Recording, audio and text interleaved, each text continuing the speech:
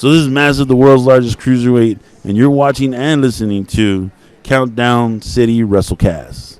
I'm out.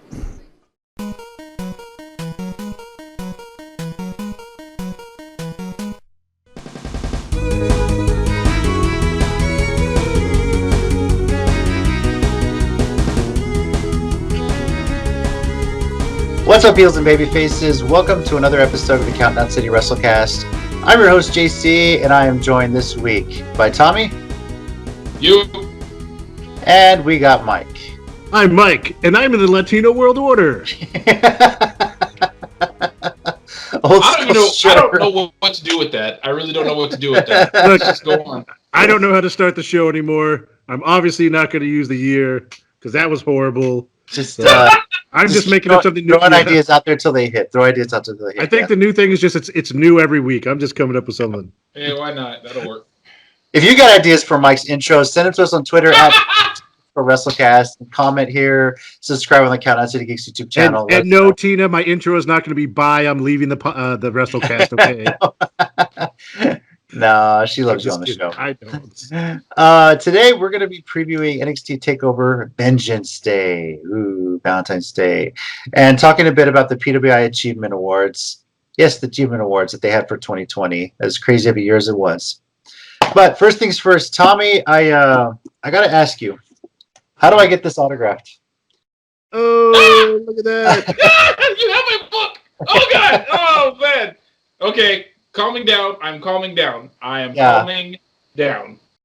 I haven't read it yet. I ordered it. I'm on other books right now, but I did order it, got it in the mail, and I just need to figure out how I can get this autographed. Off Amazon? Yeah, Amazon. Nice. Yeah. I can triple mask and like drive by your house with a Sharpie. I'll just hold it open. I'll throw it and like hopefully it'll curve in midway. He's like, T, hold on, back up. Oh, all right, back forward. M. Wait, I have to buy like 80 permanent markers. All right, T, damn it, I missed. Wait, now do you sign? Which name do you sign? I use TB Wesley for those whenever I do that. Yeah. To my biggest fan. Yeah, I'm hoping it's something like that. All right. Yeah. To the master of New Japan Wrestling, JC. I don't know if I in good conscience can write that. I just don't. Tommy's like, send it back. Send it back. It's in my queue to read. I got a few books I got to get through. I'm finishing up some of the Heroes of Olympus series, and then nice. Philip Pullman wrote another short story related to his Dark Materials. I got to read that as well. So, and I just picked that up as well. So, okay. For the reading list on me, I got a few, but then I'm going to get to that. I promise you. Awesome. Don't forget, heels and baby facing reading is fundamental. Yes. And I hope I said heels and baby faces right, because I feel like I didn't. But either way. And that's not a spoiler. No, I'm just kidding. Call back. Shout out, Tina. Yeah. All right, so I want to get that quickly out of the way. And then, Mike, of course, you weren't able to join us when we did a live recap of the Royal Rumble last week on Sunday after the Rumble. And I wanted to get your thoughts first on the night. We did a couple of live streams during the Rumble matches. It was nice to actually be talking to you guys because we couldn't get together live. So that was pretty cool watching the pay-per-view that way. So and then on the Geekcast, we spent like a half hour on it. So I know. One time I'm not on the show, they're talking about it. Seriously. So you got some splaining to do, Steady. So, Mike, what are your thoughts on the? I mean, first of all, it was a really great show, and to be honest, like I went back and watched y'all's live reaction, and I was like trying to have a conversation with the video. I was like, "Oh, come on, man!" But like it was one of those, like I feel like we've been saying that a little bit more lately. That like we didn't. I mean, it's the Rumble, so I guess you expect stuff, but like it was pretty good across the board. The thing I did too is when we were doing the live reactions with the Rumbles, I couldn't really hear the commentary because of, we were talking and we kind of had it low so it wasn't cutting over each other. Going back and watching some of it is great. And of course, you know where I'm going to go with the women's one first. Billie Kay on commentary, coming out and being like, you know what? It's kind of crowded. It's a little stacked in there. I'm just going to wait a bit. And then, waiting for each person to come out and going with their 8x10 and, Shayna Baszler, like, threatened her, and then what's her name from NXT who showed up and just like ignored her. Mhm. And then I got to be honest, Jillian Hall of all people, never saw that coming as the surprise entrant, but then like them becoming a team for a little bit was just hilarious. But yeah, so I mean that both Rumbles were great. The women, I mean, coming down to Bianca and can't think of thank you, Rhea Ripley. Yeah. Just great stuff. And we talked about too a little bit during the live reactions, like some of the things where Bianca and another person, or either Naomi or Rhea, were almost eliminating each other, and then like, wait, let's get back in the ring, and then we'll fight. Yeah, like they had some good moments with versions of that. And I'm totally cool with Bianca winning it, and maybe later as we get closer, or I guess she'll make a decision soon, but we can talk about our thoughts, some more on who she chooses and why there's different matches that'll be awesome, but also affects other matches. Yeah. Same thing with the men's though, great Rumble. The camera things again though, where they miss important things because so they did that in the women's with Bayley, who was my pick, and again it was a heart pick. I wasn't sure she would win, but to not even show it, and then to come back and like, oh, what happened? That was really bad. And then they totally undersold Christian's like showing up.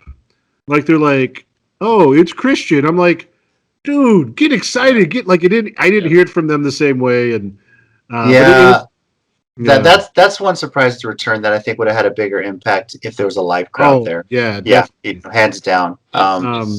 It's like we said in our live reaction. It's like there was 3 guys in that Rumble who people said would never wrestle again, and I forgot Christian was even one of them. I forgot that his was the concussion protocols. Yeah. It was him, Edge, and Daniel Bryan, and Edge and Christian especially should have gotten more pop. Well, pop than what they did. Yeah. And then all I want to say is Christian and Victoria better be part of this year's Hall of Fame class. Like I know Christian's coming back, but Edge is in the Hall of Fame. I'm curious if this will be a big Hall of Fame this year. Obviously, they still have to induct everyone from last year. Yeah. So, but maybe they'll go the baseball route and not elect anybody this year, and then just put last year's inductees in because that's what baseball's doing. It actually may play to the advantage of having 2 nights. So 2020 can be inducted on night 1, and then 2020, announced like where they bring them out, and then 2020 because you can't do the Hall of Fame ceremony either. That's going to have to be either virtual or just in the stadium, but just with the WWE crew. And you don't know how many of those, if there's older wrestlers involved, may want to show up and be involved with that. So that may be interesting. It'll be interesting if they make it a Zoom call. So yeah. And then just to finish up, glad McIntyre's pretty much beat Goldberg. I didn't think they would let Goldberg win, but they kicked out of each other's finishers. The KO Roman match was ridiculous, and it just sucks. They kind of, Paul Heyman kind of messed up the ending, and it just a little bit, but otherwise, just a hell of a match. Sasha and Carmella had a really good match. Carmella's really come into her own with this character. I think we talked a little bit about that. Yeah. And what am I missing? Well, the tag team match, the titles on the pre-show. Yeah, I mean, Yeah.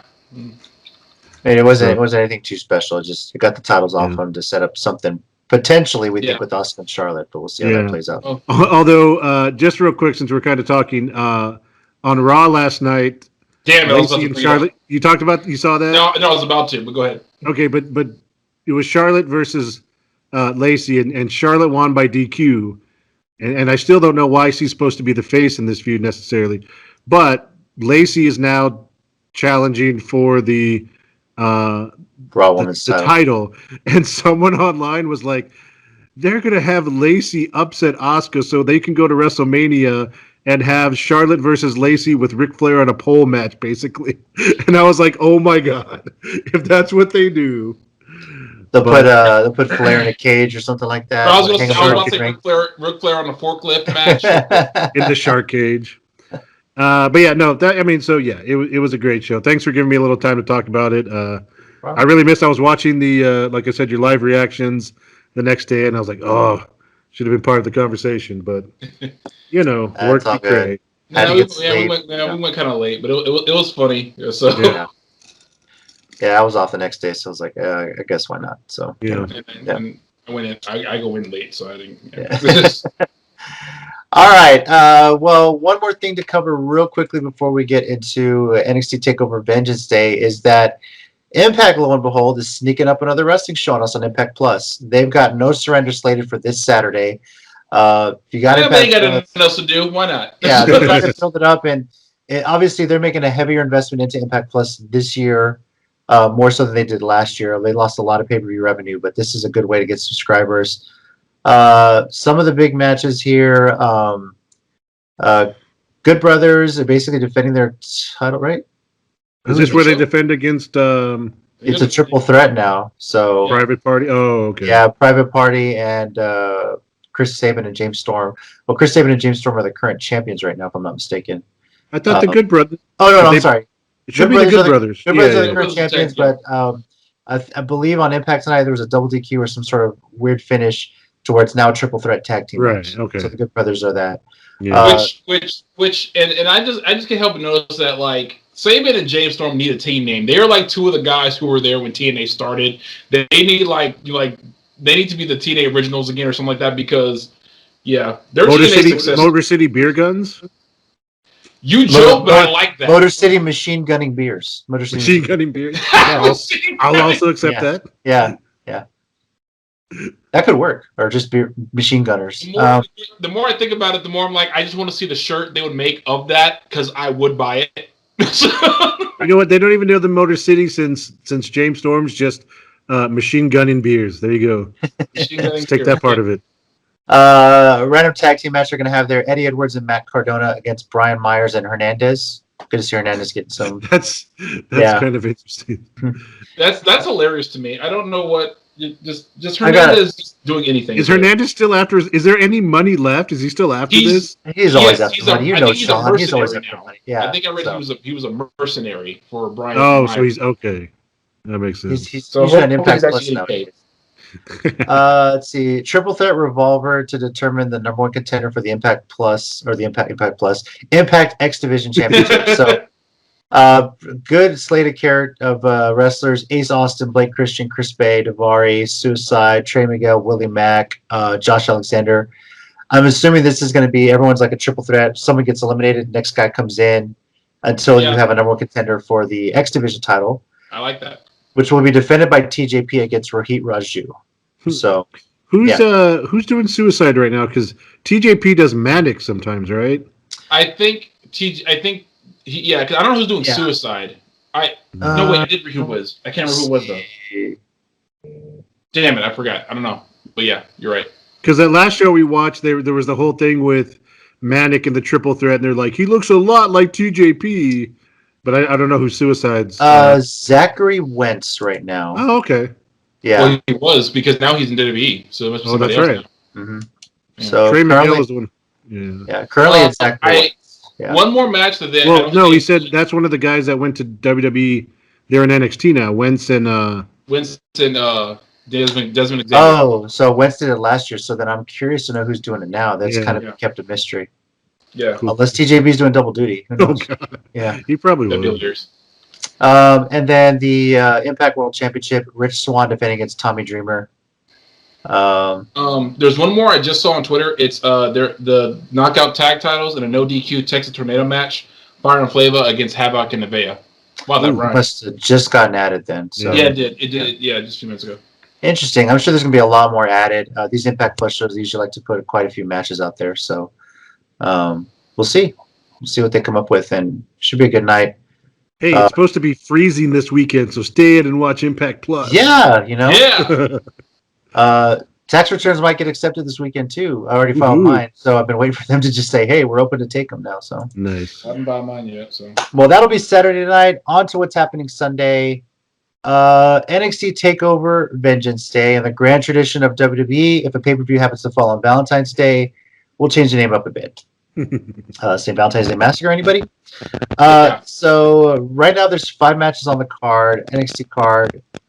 expecting a lot from this just because it is NXT, and they get a weekend to themselves away from Royal Rumble, away from every other pay-per-view WWE has, and I kind of do like seeing that.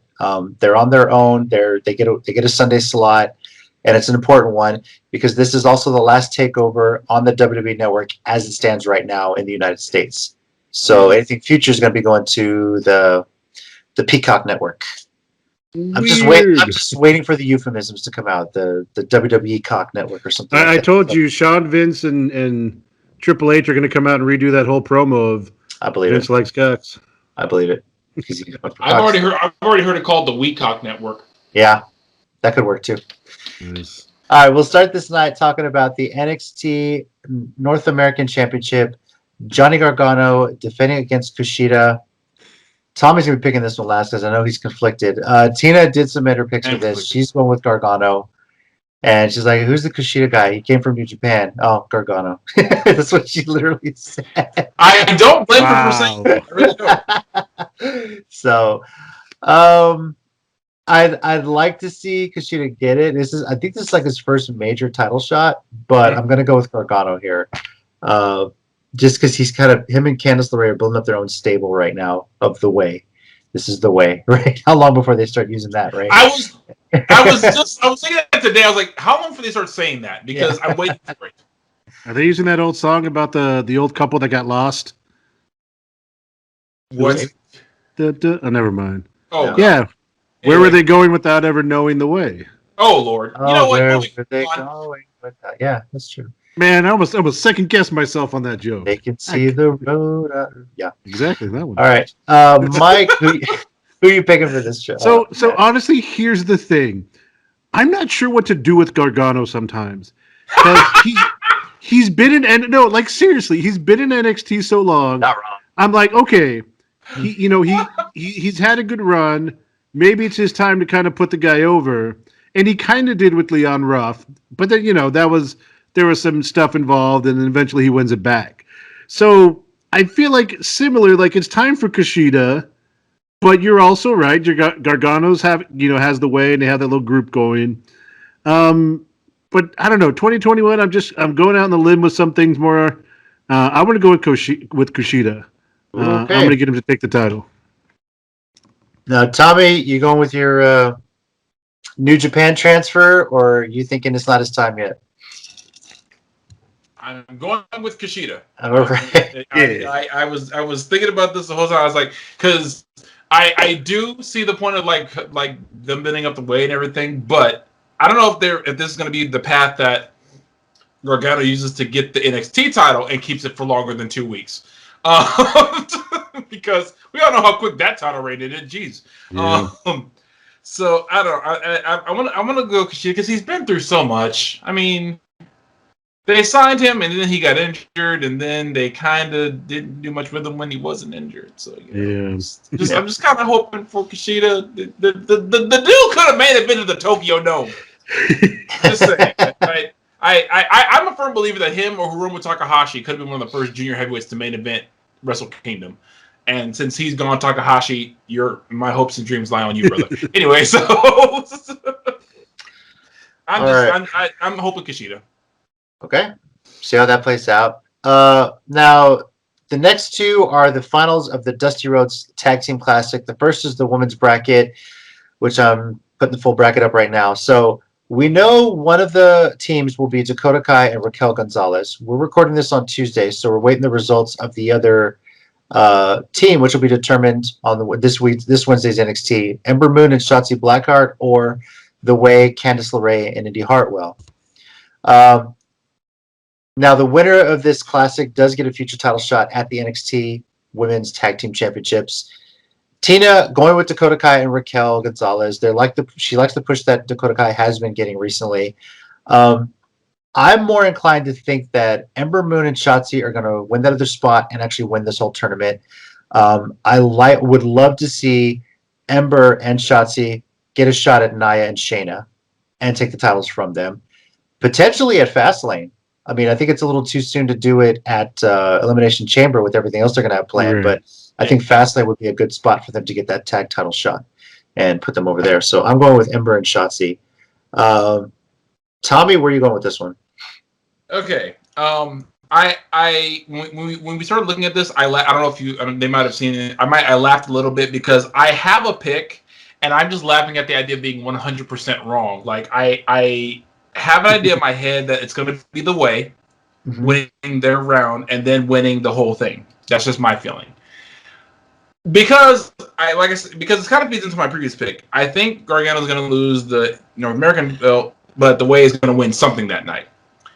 So I think that's what's going to happen, and I'm laughing because part of me thinks I am 100% wrong, and it's just hilarious to me that I think that I'm so wrong about this. But we'll see. I'm very interested. I can't wait to watch Sunday and just look at my picks going, yep, got that wrong.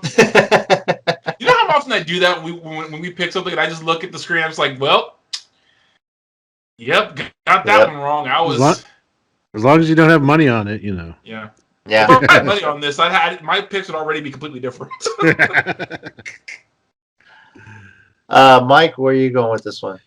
I think I'm kind of leaning your way for a couple reasons. I mean, with Dakota Kai and Raquel already on one side, I feel like a heel versus heel for the first women's Dusty Road wouldn't, like the Dusty Rhodes tag team tends to be a feel good thing.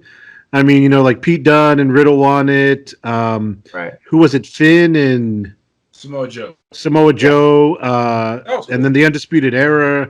I mean, so I know they're kind of heels, but for the most part, it's kind of been. And then the same thing with you. Like I think Ember and Shotzi versus Shayna and Nia Jax would be the match. The only thing that might throw a wrench is WWE's thought to get Raquel Gonzalez in a match with those two to kind of show how impressive she can be. But I think for the first one, it's going to go to some crowd favorites. So I'm going to go with Ember and Shotzi also. All right. Okay. We'll see if tomorrow's going to eliminate one of our picks. That would be our luck right off. Yeah. I cannot wait for tomorrow so I can just watch and be like, well, okay. 0 for 1. Like I'm already going to take over 0 for 1.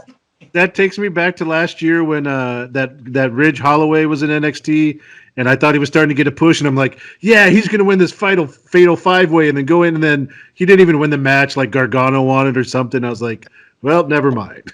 Yeah. Couldn't pick it. All right, well, now the next one, the men's Dusty Rhodes Tag Team Classic Final, winner getting a future shot at the NXT Tag Team Championships. And we don't have the participants set yet. Tomorrow night, they're going to have Tommaso Ciampa and Timothy Thatcher going against the Grizzled Young Vets. And then MSK is going to be going against Legado del Fantasma. So the winners of those matches are going to be facing off on Sunday at Vengeance Day for the championship. Tina said she had to go with Su Gente, Legado del Fantasma. That's where she's going with this one. So I do it. Me, I've enjoyed the fact that Ciampa and Thatcher just got put into this after a quote kayfabe injury and have just started running away with this. Yeah. And I mean, the early favorite was obviously the Undisputed Era, and they took them out. So yeah. I'm going with Ciampa and Thatcher to win this all and get a tag title shot. I like how they're working as a team. Mike, what about you? Yeah, see, here we go again. I mean, you bring in you bring in MSK from Impact, and you obviously want to give them a good start. Like you said, though, Tommaso Ciampa and Thatcher, that's usually the kind of story that goes into these kind of things. The tried and true, oh, they were bitter enemies, they almost killed each other. Now they're the perfect tag team. See The Bar and like 40 other times they've done this. I mean, the Grizzled Young Vets, how can you not love them? Yeah. The best name ever. And then, Tina's right. I'm going to go with you, though. I'm going to go with Ciampa and Thatcher because also, like, put together teams tend to do well in the Dusty Classic. So, yeah, let's see if that sticks. And Tommy, what about you? All right. Once again, going 0 for 3 on this one. I'm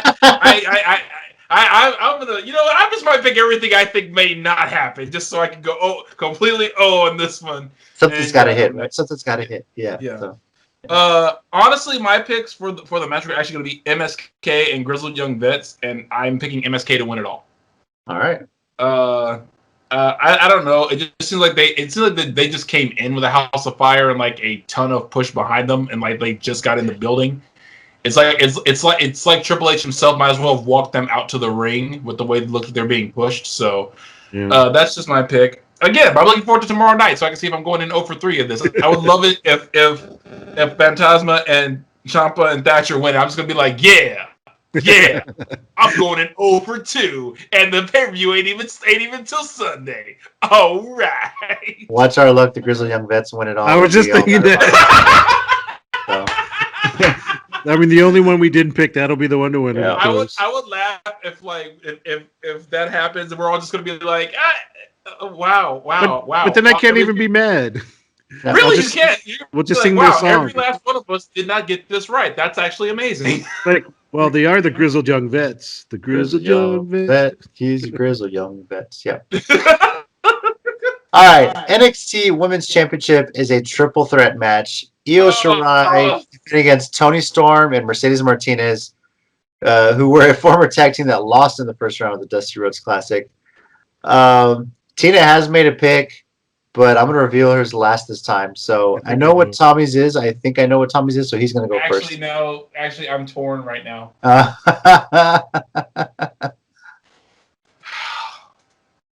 Am I going first? Yes, you are. Waiting on you. It's matches that are so hard to pick. Tommy, you want a hot tag? Yeah, you go first. Go ahead, Mike. Yeah. Fire. Yeah, again, I'm just going to kind of go on a limb. I think Io Shirai has been a great champion, but I feel like there hasn't, and maybe it's just me, maybe I'm wrong, but I feel like there hasn't been a lot of pop in the women's kind of title picture for a little bit. So I'm actually going to go with Toni Storm to win the title. I think they wanted her to be a big star before, and I still think, she was in the Women's Rumble, which is, kind of a good sign. And I think they, they kind of want to push her look, and, she's got a lot of charisma even as the heel now. So I'm going to go on a limb there and, say Toni takes it. Interesting, there was 4 Australian women in that Rumble. They took a picture together afterward. Rhea Ripley, Toni Storm, Peyton Royce, and Billie Kay. Mm-hmm. So that was pretty cool for them to be doing that.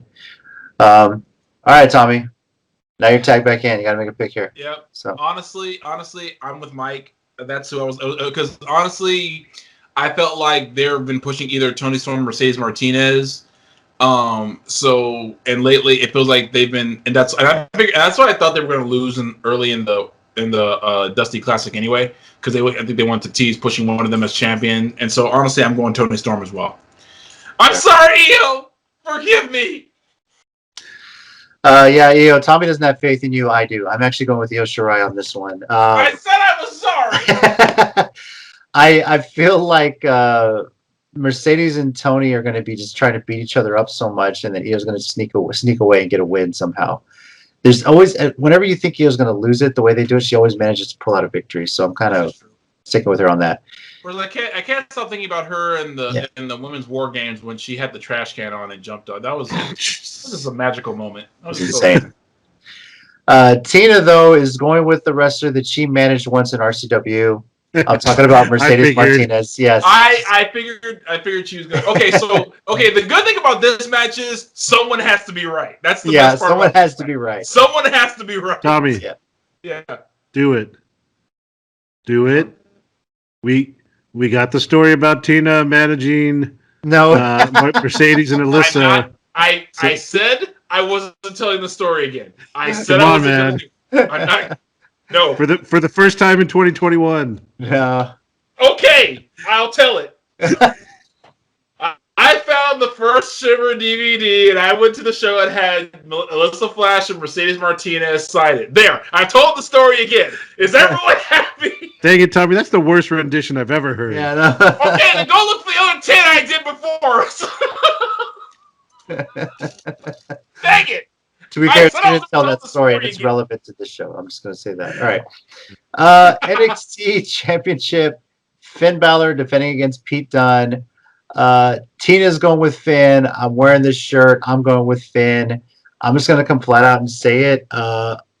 Edge showing up on Wednesday at NXT was like, that was crazy. Boy, I do want to see that. You know, who doesn't? Yeah, who wouldn't want to see that? We talked about on the live show about was he going to go to Raw? Was he going to go to SmackDown? Which way was he going? None of us thought Edge would go to NXT for some reason. I do. Yeah, I do like what he said in his promo. Like he said, they focus on that second W here, and I love when he looked at Finn as like, and I've never had that. I was like, oh, I felt a chill go up my spine when you said that. Mike, where are you going with this match? So real quick, I mean, just kind of on that topic though, Edge on every show last week was amazing because he comes out and like with McIntyre. I'm getting worried that they're trying to old Roman Reigns him and make him too goody two shoe of a face. And Edge just kind of calls it out. He's like, "Why are you being nice to me, man?" He's like, "I'm coming after your belt, maybe." And then, like you said, what he said with Balor and Dunn, and just the passion, the fire he brought. And he's like, "Man, I could live down here. This is my stuff." And then the SmackDown stuff. With Reigns, like, it's got to be me. And then, like, he doesn't show up. And then it's, like, making Reigns paranoid. It was just a great week of TV. Yeah, I do love, like, after Owen stunned Reigns, how Edge left the ring. Just like that look. Yeah. Still not answering. But that face he had, like, that happened. That was interesting. That being said, though, for this match, I got to go Balor too. And I feel bad, but also because I've been reading things that they want Balor in an NXT title match at WrestleMania, so on the card as part of it. So it's like, well, I mean, you could lose it to Dunn and then win it back before then, but they're probably just going to keep it on you for a while. Yeah. Tommy, are you making a clean sweep here with Balor? Yeah, making a clean sweep and say Balor. Mm-hmm. I think Pete Dunne will win it someday. But I hope he does. I think he'll probably be back when he's a face again. Like, right now he's still a heel. I think he'll really be back when he's a face again, and like probably when they have a crowd because he was that UK title run was fantastic. Yeah. I mean that was the stuff that careers are built off of, and he came out looking like $1 million in that. And I do say he's one of those guys that I think doesn't need it to be as popular as he is now. Because like I said, the UK title run made him look like $1 million. Man, he came out of that. Yeah. Even when he lost to Walter, which again is a fair guy to lose to. I don't see many people who actually take 2 of those chops and not lose. He still came out of that match looking like one of the best guys in the world because even Walter had to work overtime to put him down. So, Pete can win the belt or not, and I don't think that hurts his star rise at all. So, yeah. No, it's a fan, and I really hope they tease Edge kind of haunting all of them and won't make his decision until like Fastlane or something. Well, he said after the Chamber. After the Chamber, Monday. okay. Yeah, so because... I can't get the look out of my face, my head, of his face when after Owen stunned Ray, he just had that. Okay, so that's happening right now. Okay, awesome. He should just do what the movie studios do right now. It's like, well, we had to postpone it for this reason, so I'll make my decision a little bit later. Like not necessarily after the Chamber, but we'll see. He should show up on SmackDown Friday and say, "I was gonna tell you," and then Owen stuns you, and I was like, "Well, you're unconscious now, so you're not gonna hear me." So I love that Edge has the the aura of being who he is, that Reigns' character right now, which for pretty much any other current superstar, he can kind of pull I'm the big dog. And I mean, I know Owen's going to fight him and that stuff, but like it doesn't affect Edge because he's still Edge, and you know what he's been and you know what he's done in this business. So I really like that little thing. Not that it like knocks Roman down, but he's kind of been running roughshod, even though, someone made a good comparison that KO's kind of been his Mick Foley to Triple H before that WrestleMania. Just putting on hell of a matches, putting their bodies through heck. But I like Edge. I like what he brings to that, where it's like, dude, I'm Edge. Like, I've done things in this, you're not going to intimidate me. It's, you can be the head of whatever. I'm the ultimate opportunist. I've done some bad things myself. Yeah, he did something similar this past Raw. I didn't watch Raw. I caught some clips later. Like when Miz said what he's going to do with the Money in the Bank briefcase. He said, "What are you doing, man?" It's like I made that thing popular. Yeah, I put that thing on the whole plan, dude. What are you doing? Yeah. Why are you announcing it? Yeah, just do it at random. Yeah. So, all right. Well, that is NXT TakeOver Vengeance Day.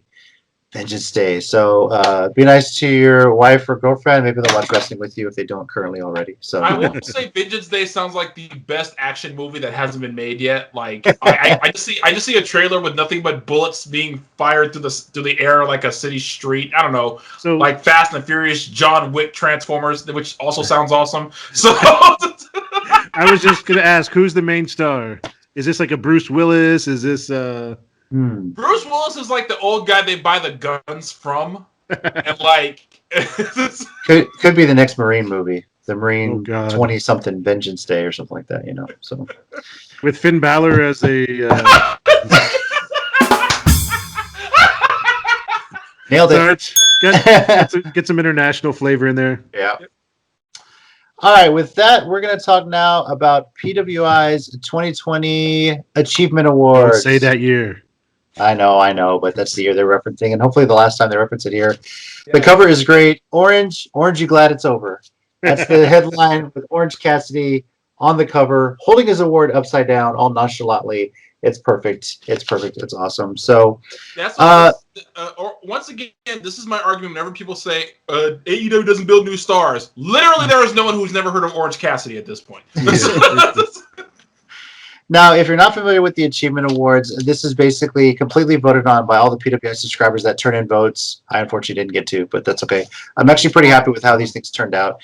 And then people also get to submit their own types of awards, and some of them are actually pretty hilarious. But really, it's not necessarily a majority vote. It's whoever gets the most votes that are sent in. And there's a few minor changes they made. The biggest one is that there's no more Woman of the Year and then Wrestler of the Year. It's just completely Wrestler of the Year. So male or female, you're eligible for Wrestler of the Year. And one woman actually did get close. So we'll start with the order that they appear in the magazine. If you haven't gotten your issue of it yet, you can go to pwi-online.com. You can order your copy or get a digital copy, get a digital subscription. It's definitely worth it. This magazine still has a lot of prestige, and you can tell by the way Orange Cassidy or even wrestlers like Jon Moxley appear in here. It still means a lot. This is the Sports Illustrated of the sport, if you will. So, and also just real quick, shout out to AEW for mentioning them. Like WWE never really gives them any, credibility or mentions whenever, and their guys have won for years. But I think it's cool that AEW would recognize that and talk about the ones from them that have won. Yeah. We'll real quickly note here on the table of contents, they have a picture of MJF, and with the caption it reads, we're sure MJF isn't too happy about the fact that he didn't win any PWI awards in 2020. However, it's worth noting that he came pretty close in one category, Most Hated Wrestler of the Year. Granted, if Mr. Salt of the Earth had been given that distinction, we might have never heard the end of it. So this is a rather good point. Yeah, that's actually pretty fair. So yeah, he's inching closer. I will say that. So within the next year or two, that could very well happen. We'll start with Rookie of the Year, and this was overwhelming, 54% Dominic Mysterio. 54%. There's no real argument against that. I mean, he did great. I mean, he could just have been just Rey Mysterio's kid, and that was it. But no, you can tell that kid was putting in work to make himself get over. So. He's not perfect, but he's on his way. It's funny because when I heard that, I was like, wait, there's no... Then I was like stopping to think. I was like, well, he was really impressive when he came on the scene. There's not a lot of new rookies that are coming out in the middle of the pandemic. I was like, no, yeah, that makes sense now. Yeah. Some runners-up were Anna Jay, Joshua Wavery, Abaddon, and I will note that even Pat McAfee got some votes as well. So, nice. Yeah. Pat McAfee... Honestly, Pat McAfee would have been my number 2. Honestly, because I really don't consider Anna Jay or Abaddon rookies necessarily. They're not that new in the business. Yeah. But I guess you can count them. But I would put Pat McAfee as a solid number 2 because that dude was putting in work too. Can you imagine if he was like consistently there for a while, like several months in a row? Yeah, he might have beat Dominic if he was there consistently. Yeah, if he was there like pretty much the whole year, he would have given him first money. So, next category, most improved wrestler of the year. 30% voted Drew McIntyre winning the award. I kind of get why they did that. I just take issue with the fact of improvement. I think I would say most finally recognized for his skill award, which hopefully next year we'll all say Cesaro. Anyway. Yeah, I think that's really more of what it is. It's like the year before he really had nothing, and then next year he wins a Rumble, wins the title, and has a huge run with it. And some runners up here were actually Ricky Starks, Otis, and Jey Uso. Those were the next 3 runners up. So you know what? Personally, I'd put Jey Uso in there. I think if anyone improved, good Lord. Yeah. If there was one guy who made a believer out of me, he can be a single star. It was Jey, because I was like, Jey versus Roman at SummerSlam, that doesn't make any sense. Then I saw the match. I was like, well, holy shit, I was wrong. Yeah, no, I 100% with you on that one. Yeah, I was.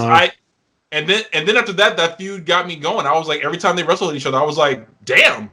Where was all this time? I did not know he could pull all this out. Shit. and kind of similar to what you said with Drew. I mean, not at this level, obviously, but I think with Ricky Starks too, it's more of a like, oh, people finally got a chance to see what he's capable of on a bigger stage, because you know he's been pretty similar to what he's been, and I mean in a good way, you know, since his Texas Indies and stuff. Yeah, so like, it's great that he's on a bigger stage. Yeah, because the only TV time he got prior to that was getting put through a table by Ryback and Laredo on a SmackDown. So, you know. Yeah, so it's like to me, Ricky Starks is one of those guys where it's like, oh, he's winning an award for being a good wrestler. Okay, yeah, and we already knew that. It's just like a lot of guys who leave Texas get like, oh man, Keith Lee, Rome, and Ray Rowe are so good, dude. We've been saying that for like 5 years. Where are you been? Speaking of which, congrats to Ray Rowe and Sarah Logan, right? Yeah. Yes. 44 hours of labor. Yeah, no crap. I saw that. I was like, oh, God. I know that she was overdue, but she really wanted to have a natural. And by God, woman, you did it. Congratulations to both of you. A healthy baby boy. So that means she gets an automatic world title shot if she decides to come back, right? Because like that should be she should be a challenge. Look, she just walks in the building and the match starts. It doesn't even matter if the champion's ready. I'm just saying, if she better push for an Iron Man match whenever she does get a title shot, because she's pretty much guaranteed to win it at that point. Let's be honest here. Let's be honest. No one's beating her in an Iron Man match. Hey, so. She kicks out at one of every finisher. Doesn't matter what it is. One! 44 hours of labor, bitch. I don't give a damn. If anybody can beat Roman Reigns and Drew McIntyre, it's Sarah Logan at this Iron Man match. Let's be honest here. So. And now we also got a future Riot Squad member in here coming now. Maybe her and Becky Seth Kid tag teaming soon. If Sarah comes back, Roman might have to acknowledge her as head of the table after that. I don't see Roman going through 44 hours of labor. All right. Inspirational wrestler of the year, and it might very well be Sarah Logan next year after 44 hours. But this year, it was 44% of the vote went to Shad Gaspard. For any father out there, for anyone that has kids or loved ones, you would do what you would for your kids in that situation. I can't imagine what he's going through, how scary that was for him. But he saved his kid's life, and the outpouring of support was just amazing. Runners up were Thunder Rosa, the hashtag Speaking Out movement, and Drake Maverick. Mustafa Ali, Nyla Rose, Willie Mack, and Jey Uso also got some votes there. But Shad Gaspard definitely deserved. You know, I think personal preference inspired the other ones, but like if you're gonna be really honest with yourself, it was Shad 100%. It was like it's one of those things where it's like it so sucks the reason that he's on that list. It absolutely blows why he's there, but it's the real he should be there. Oh man. I remember still not believing it. I really hope he is. I don't know if his career is Hall of Fame worthy in WWE, but his actions there is definitely worthy of the Warrior Award. For sure. WWE's Hall of Fame this year. So if they're going to give it to him, but I mean, at that point, you put him in the Hall of Fame, man. Like it's. Oh yeah, I mean, wasn't like Abdullah the Butcher or something like that put in the Hall of Fame? He never even wrestled for them. Yeah, well, there's a few. There's who's is it Tatsumi Fujinami? Yeah. Who's in the Hall of Fame? Yeah, so I mean, yeah, they definitely do that for some big names that are not, even if they never wrestled WWE. Yeah, I'm pretty sure we'll see his legacy enshrined somehow in WWE. Yeah, definitely. And one of his closest friends won the comeback of the year. That was MVP. 19% of the vote for this one. Some other interesting choices here as far as vote getters. Randy Orton, I was like, did he ever really go away? Eric Young, I could definitely see that. Comeback on Impact was really big. Asuka, yeah, she had to hit a lull, came back from it. So definitely had a big impact. But MVP for sure stands out. I mean, his appearance in the Rumble last year was supposed to be a one-off so his kids could see him there, and it turned it into a whole year career in the Hurt Business and everything else going as well. I was just gonna say, he should have won that because the Hurt Business became probably the best.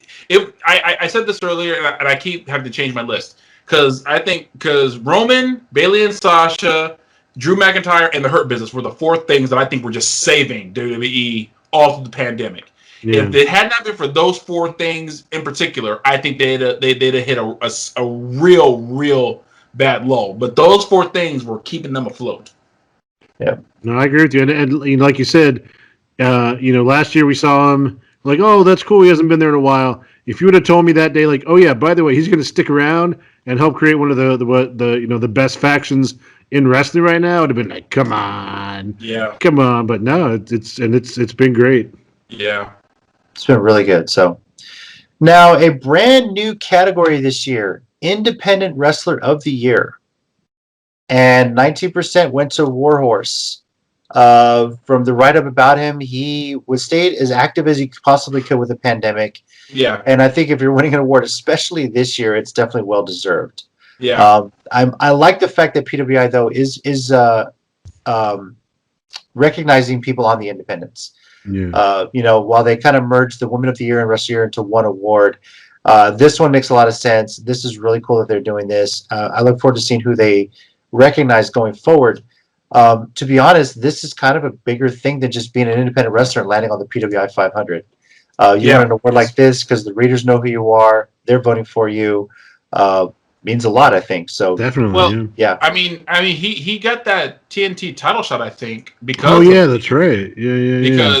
Because people were saying, just give him a shot. It's one of those things where it's like a healthy, and I can't stress that word enough, healthy social media presence. Once again, I stress the word healthy. Social media presence really helps you out because he is actually pretty hysterical on Twitter. Yeah. He's like one of the things about Twitter that's not toxic. So he's actually pretty hysterical. So yeah, I mean, this is one of the guys where I haven't seen a ton of his matches, but I've seen a few, and he's good. So yeah, props to him. I'm sure people are gonna be looking for him now too. After this, people do a lot of downloading his matches.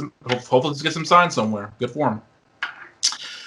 Feud of the year, 37% went to Bayley versus Sasha Banks. Well deserved. Yeah. Mike, you said it. I mean, you've said it. Tina said it. These two carry WWE through this whole pandemic. I mean, this could have just as easily been Story of the Year, and we'll talk about it in a few later. Because I mentioned earlier, another award that they're involved in. But it's. I mean, it was the story that kind of kept, like you said, one of those things that kept the pandemic wrestling relevant. Yeah.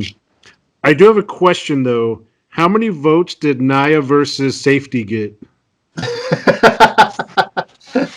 right, folks. 0. Well, that's it for the Countdown City WrestleCast. Okay. I think she had a mention here in the unofficial Achievement Awards, and we'll get to that later. So, dear God, somebody put one in there. One of the funny ones though was Karen of the Year, and it went to Bayley. I will say that. Yes. So that was definitely in there. So. Well, to be fair, she is like the Karen World Champion, undisputed, really. So hey. There was got theirs going with Susie. There was the Not Again Award, which Nia Jax putting Lana through a table 8 times. There was that one. So you have that. You had that award. So I mentioned there. Okay. Let's see. Some other runners up: Edge versus Orton, Jericho versus Cassidy, and MJF versus Cody Rhodes were the top runners up there. So yeah, those are good ones too. Jericho versus Cassidy. My might be my personal favorite because of the mimosa thing. And look, I'm not saying it was as good as Bailey and Sasha because that feud was fantastic, but that just made me my personal favorite because it was one of the few times that you saw Orange Cassidy really speed up, and the fact that we got Eric Bischoff to just do anything. I don't care. I like Eric Bischoff. Eric Bischoff is funny to me, and the fact that he showed up as a moderator at this debate was hilarious. And also just to be like, I hate you, Jericho. Yeah, basically. He's like, for 10 years, I couldn't stand you. It's 13 years, I know exactly how you feel. Speaking of Cassidy, our most popular wrestler of the year, as we mentioned, is the cover boy, Orange Cassidy, 23%. Barely eking out Jon Moxley, who got 22% of the vote. So this was actually pretty close.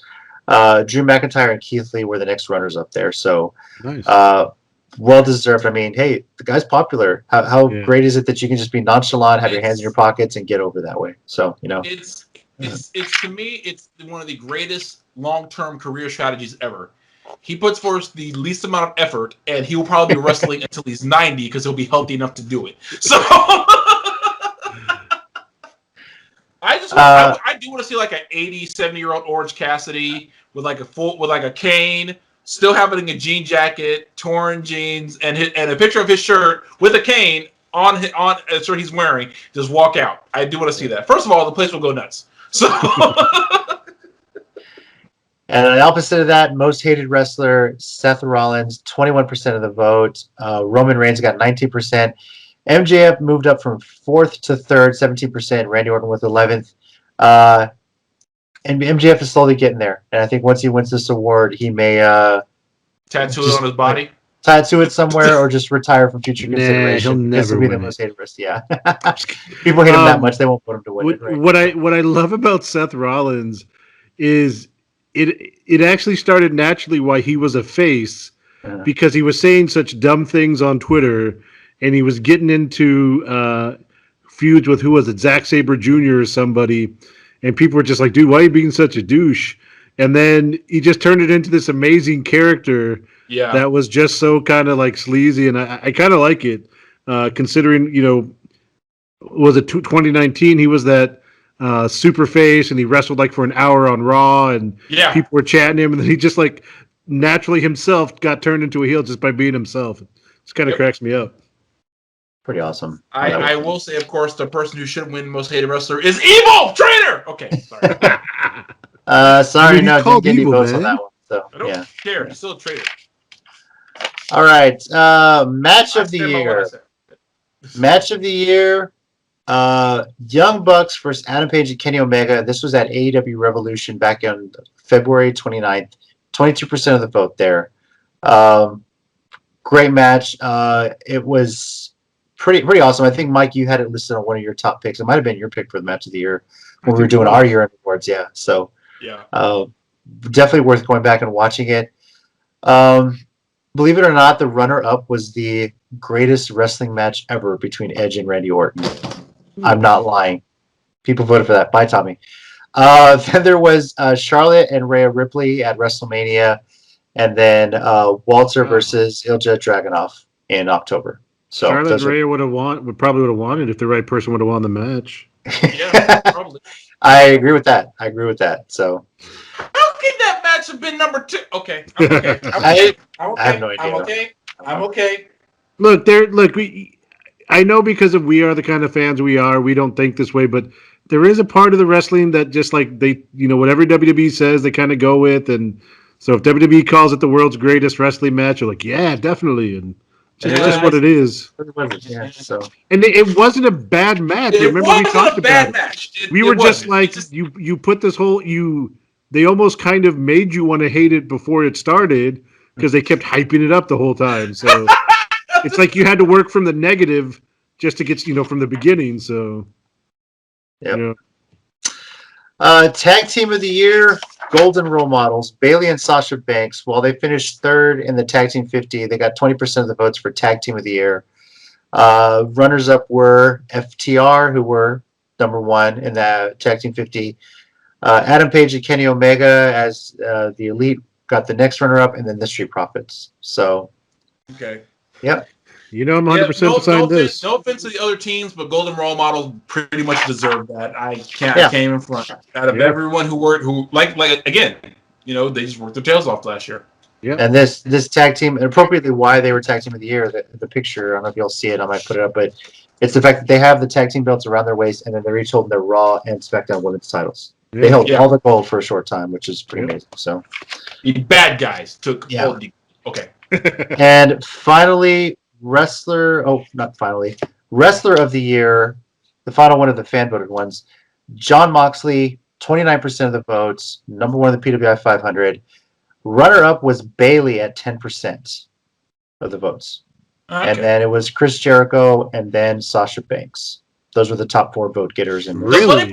Yes. The funny part is Bayley winning would have surprised no one, and I can't see one person who would argue with that. No. Jon Moxley and Bayley winning that is like even the diehard New Japan nerd I am would admit, yeah, that's right. If Moxley doesn't have the year that he has, and let's not say Bayley had a bad year, but Moxley really carried AEW so much with the title. Yeah. On some level, kept the New Japan thing alive as best he could. Definitely well deserved. I mean, it's hard to argue with him. He would hold a belt and championship in 2 different companies. Yeah, and the whole thing with the IWGP US belt is not his fault. It's not like he was holding the belt hostage. He just literally couldn't do anything. Yeah. So and still found time to get his wife pregnant, right? Mike, you wanted to say something?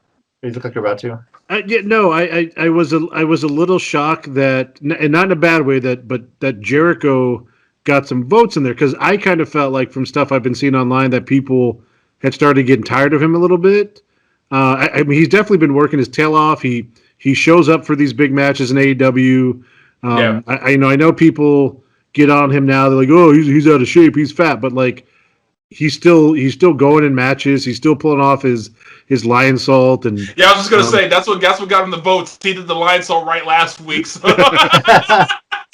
So just, and I know there's other reasons people are kind of getting tired of him because of some of his personal beliefs and stances, but I mean, the guy is still money in the ring. Like, it's still, so I just thought that was kind of cool that people, I thought they were getting tired of him. It's good to see they still recognize that. And it's not like he's still winning the world title. It's not like he's still a world champion. I mean, it was a nice run. It was a nice run. He should have been first, and he lost it when he should have. So, it's all good.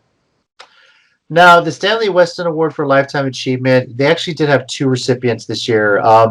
The first one was Medusa Maselli, a.k.a. Alundra Blaze, and quite frankly, it's about damn time. She's definitely had quite the career, both WWF, WCW, infamously taking the belt, throwing it in a trash can on national TV. So, Monster Trucks. Yeah. That doesn't count, right? No, I don't think so. But it was good to see her win this. And the other recipient was Stu Sachs, who basically worked for Pro Wrestling Illustrated from its inception in 1979 all the way until June of this year when he finally retired. Yeah, I was going to say that name sounded really familiar. Yeah, that's really cool. Yeah, long time. Been there for over 40 years. Worked his ass off for the company. And he was quite surprised to be a recipient of the award and the write-up about it. Well deserved. He pretty much did everything: writer, photographer, editor, and ultimately publisher and editor-in-chief. This guy was part of this magazine for so long, and it's crazy not having his name in here on some level. But this is kind of like the last time he might make a little appearance here. But it was much deserved. Congrats to Stu. Congrats to Medusa. As the last appearance, that's one way to go out. Yeah, that's a good way. Yeah. So, dude, guys, let's make a Countdown City WrestleCast magazine. Let's do that. Oh, that's a lot of work. I'll see what I can do. Yeah.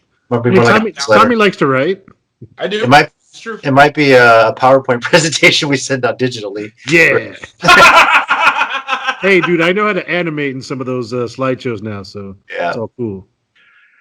So those are the official awards that Pro Wrestling Illustrated had, their achievement awards. Some of the other fun ones they had, the official, unofficial awards. These are things that people send in their picks, and they put some of the funny ones on there, some of their best ones.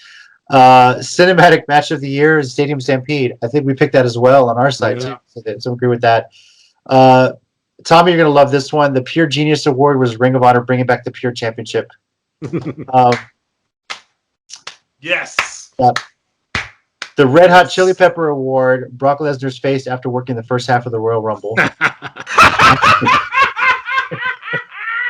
That's awesome. That's amazing. Yeah. The somehow it only made her creepier award, Sue Young becoming Susie, and I have to agree, it definitely made her creepy. Honestly, that is 100% facts, bro. Man, you know what? That's facts, bro. Like for real. That's hilarious. The Are You Sure About This award? Cody Rhodes' neck tattoo. Yeah, I'm there with that too. Like, look, man, he went all in on himself, and you always bet on yourself. But yeah, that's. Whew. But hey, what you gonna do? Hey, yeah. Burial of the Year goes to the Boneyard match. Literally, that kind of makes sense there when you think about it. So that's pretty good. I didn't see that. I didn't see the winner of that award coming. That was really good. That's funny. The What Did You Expect? It's His Name award. Evil betrays Tetsuya Naito. I don't give a damn. It's still a betrayal. I don't care. I don't care about the stupid point all y'all keep making. Again, my point is he's a traitor. Tommy, again, every time this comes up, I think of Ant-Man and Endgame. Really? They even look like bad guys. How did y'all not know? I mean, fair, but my point is still racist. Let's see here. The most underrated promotion, MLW, Major League Wrestling. I've heard a lot of good things about them. I absolutely agree with that. They whenever you get a chance to watch them, they do put on some really good stuff. So yeah. Yeah, definitely. I believe. I would put Pro Wrestling Noah on that as well, but that's just my personal preference. So. Yeah. Leo Rush has went back to wrestling after, and he says he's not done with reality TV yet. So if he gets another offer, he'd probably do it. But cool.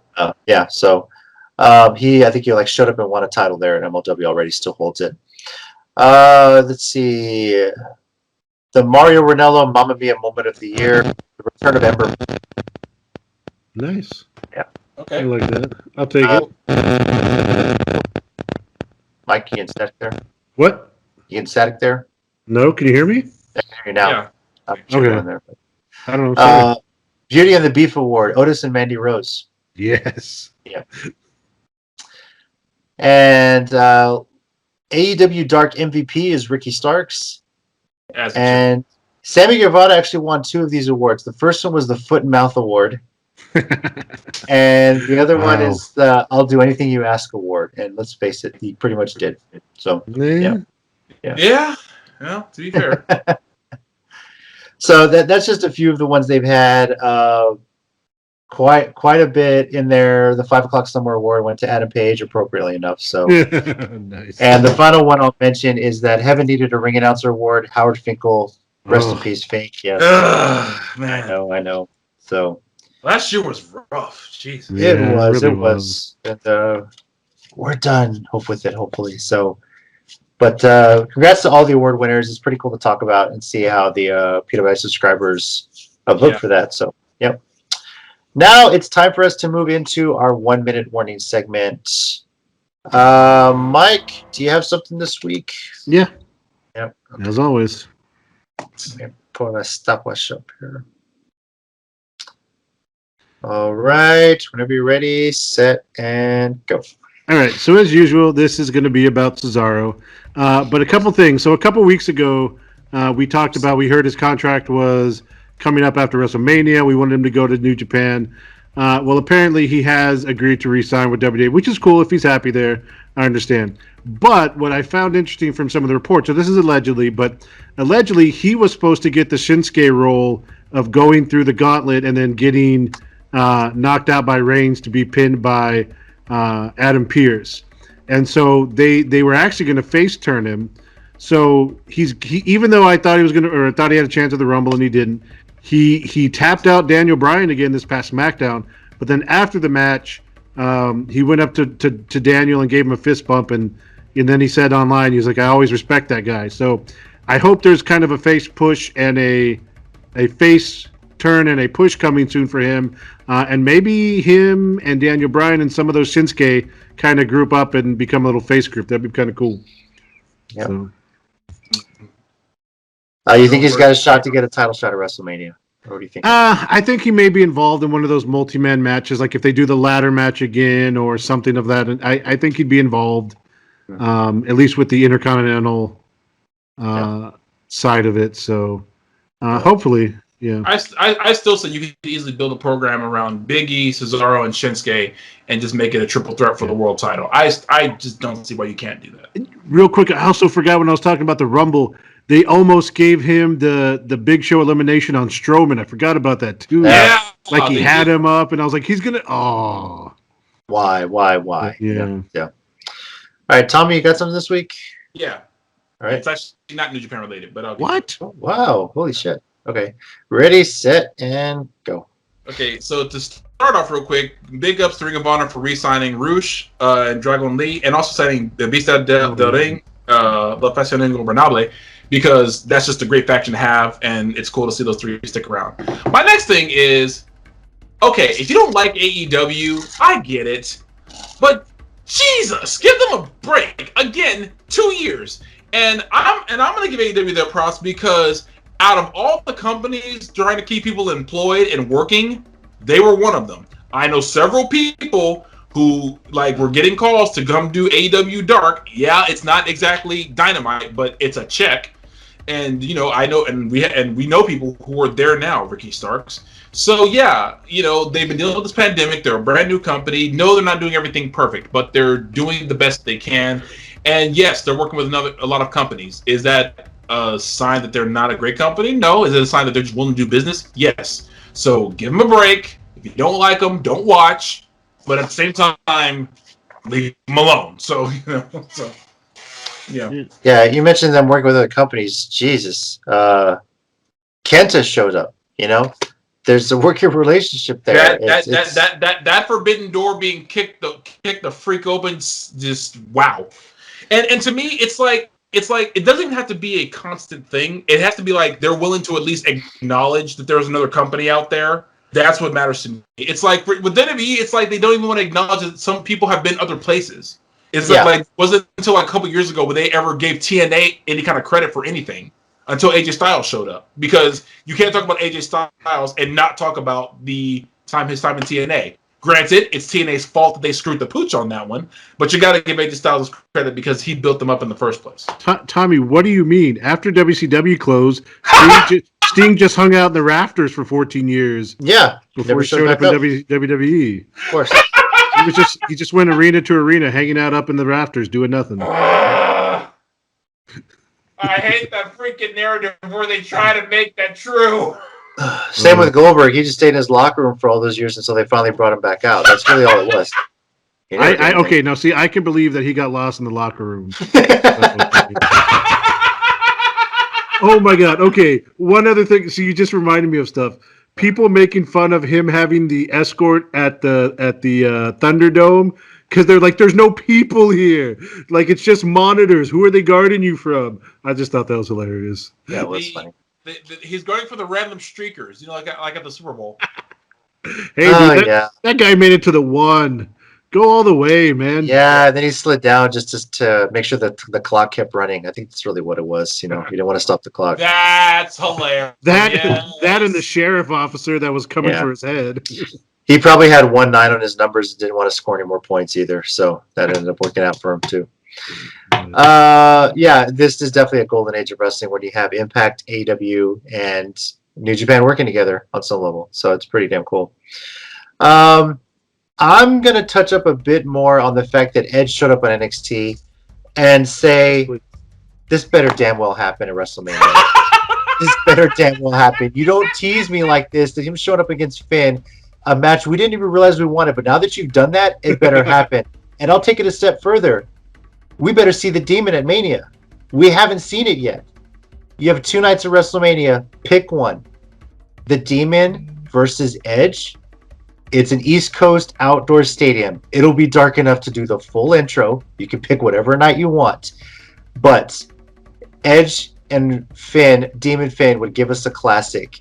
And the way Edge is working right now, it's young Edge. It's the crazy one, the almost psychotic one, the mind game Edge. This is pre-rated R Superstar. This is pre-cool dude thing that he did with Christian. Give me Demon Finn and Edge at WrestleMania for the NXT title, and that will be the championship match to watch. I would love it if they do that, and if he does a Brood entrance to face Demon Finn, just if Edge did a Brood, and if Gangrel could just be there with him, That would be a hell of a cameo if Gangrel came out too with that. That'd be Yeah, he's not doing anything right now. He's got time. He's like, yeah, sure, I'll come do the intros. I don't care. I'm behind this 100%, by the way. You know what? Every time I think about Edge, I got just one thing. When the time Jeff Hardy came back after Edge won the WWE Championship, and he looked at Jeff Hardy and said, "What are you doing here, Jeff Hardy? Didn't you die like 3 years ago?" NXT TakeOver Vengeance Day this Sunday, February 14th at 6 p.m. Central Time. The kickoff is probably going to be around 5 or 5:30. Check your WWE Network listings. We'll be at the WWE Performance Center in Orlando, Florida. The final NXT TakeOver on WWE Network. The day before that, you can check out Impact No Surrender on Impact Plus. I believe it's going to get started at 7 o'clock Central Time. We'll be at the Skyway Studios in Nashville. So it'll be a wrestling fun weekend. Remember, do something very nice for your wife and girlfriend. If they're not a wrestling fan, maybe they'll stick around and watch it with you. So it'll be a nice romantic date night. And bundle up because it's going to be like 30 degrees. I know, it might actually snow. Can you believe it? Twitter is at @CCG_WrestleCast. And, of course, subscribe here on the Countdown City Geeks YouTube channel. Let us know your thoughts on this weekend's wrestling. Let us know your thoughts on the things that we talked about. And do you damn well want to see Edge versus Finn? Because I know we all want to. So Yeah, we really do. We really do. So much. Next week, we will recap Impact No Surrender and NXT TakeOver Vengeance Day. Cover the two shows of the weekend, see which ones we liked. And kind of get geared up. WrestleMania season's picking up. We will have one more pay-per-view on WWE Network with The Chamber. And then everything moves over to the Peacock Network. Yeah. But, hey, it's a better deal. You get a whole bunch of other stuff on there as well. So, you know. As Michael Scott of The Office says, how the turntables. Totally forgot he said that to you. Brought it up just now. Wow. Okay. Lots to look forward to this weekend. We're, of course, in South Texas and San Antonio. Hopefully we'll get a little bit of snow just because it doesn't ever happen really here. So, yeah. So, thanks everyone for watching. Thank you everybody for supporting us, subscribing, and continue checking us out. We may be moving to live shows at least around the WrestleMania time, doing a live preview then, and possibly a day of short preview with everyone involved with the WrestleCast, Geekcast, and some special guests. We're trying to see what we can work out. So stay tuned for that. Over here, we got Tommy. Thanks, guys. We got Mike. Thanks, guys. Be good to each other. And I'm JC. And as always, heels and baby faces, remember, pro wrestling is real. People are fake. Yeah. There's.